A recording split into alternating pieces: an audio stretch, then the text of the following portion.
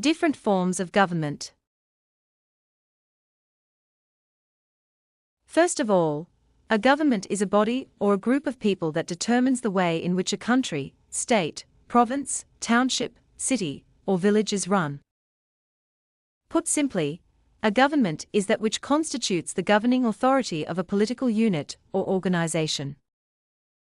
It must be noted that laws and policies are made at each of these levels regarding everything connected to the daily life of a community, and all citizens are expected to abide by these laws and policies. Some of the most famous forms of government are democracy, monarchy, republic, totalitarianism, fascism, dictatorship, communism, socialism, oligarchy, anarchy, theocracy, aristocracy, and colonialism. Let me discuss very briefly each of these forms of government. On democracy. The word democracy comes from the two Greek words, demos, which means people, and kratos, which means power. Democracy, therefore, literally means power of the people. Sometimes the word kratos is translated as rule. For this reason, democracy can also mean rule by the people. Formally speaking, democracy is a system of government of a country whose leaders have been elected by the people. Therefore, the power is with the people. There are many types of democracies, but all have the main feature of the people being able to decide who will lead and represent their interests. This happens through the process of free and fair elections so the people can give their opinions about issues occurring in their communities. On monarchy. A monarchy is a form of government led by an individual who holds the position for life, having inherited the position, and who passes it on to a relative, which is usually a son or daughter. In the past, all monarchs held great power and made all the decisions and laws of the country. This is known as absolute monarchy. Today, most monarchs act as head of state, filling a ceremonial role with little or no power regarding the actual governing of the country.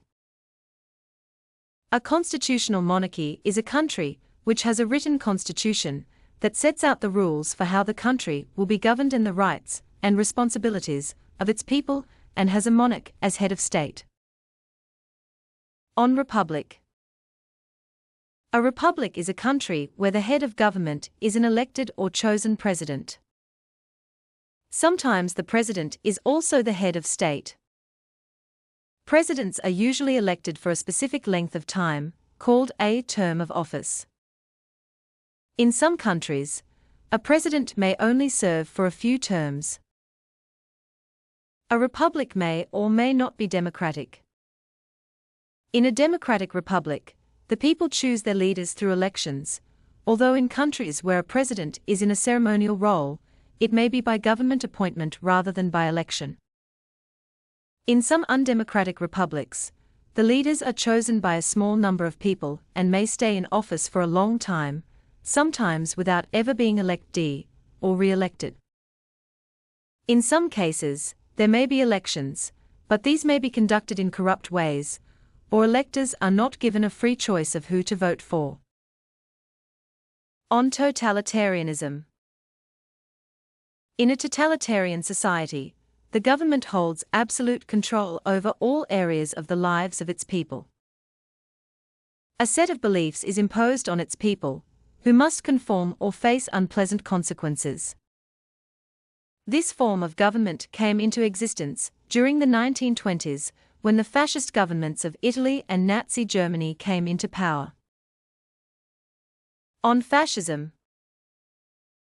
Fascism is a form of government usually headed by a dictator. It involves total government control of political, economic, cultural, religious, and social activities. Some industries may be owned by individuals, but under government control. This form of government involves extreme patriotism, warlike policies, and extreme discrimination against minority groups. On dictatorship. In a dictatorship, one person, called a dictator, has absolute power. This differs from totalitarianism in that it is less controlling and not marked by a rigid set of beliefs. Sometimes a country run by a dictatorship may be called a republic. Such republics have only one political party, and the dictator makes most government policies and decisions. To remain in power, dictators must continue to use force or threats and suppress the people's freedom. On communism. Communism is an economic system in which there is little or no private ownership of anything. Property is held by the community rather than by individuals. All economic activity is controlled by the government, including what food crops are grown, what goods are manufactured, and to whom they are sold and at what prices. Also, limited personal freedom of individuals is allowed, including where they can travel and how they spend their money. On socialism. Socialism is a system that encourages cooperation rather than competition among citizens. Citizens communally own the means of production and distribution of goods and services, while a centralized government manages it. Each person benefits from and contributes to the system according to their needs and ability. On oligarchy. An oligarchy is a form of government in which only a few wealthy people hold power. A republic may be an oligarchy if just a few people have the right to vote. In most oligarchies, the power of the leadership is supported by the wealthy and the military.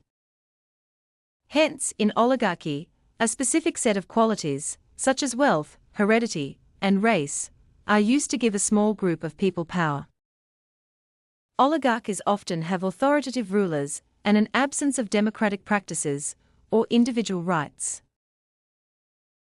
On anarchy.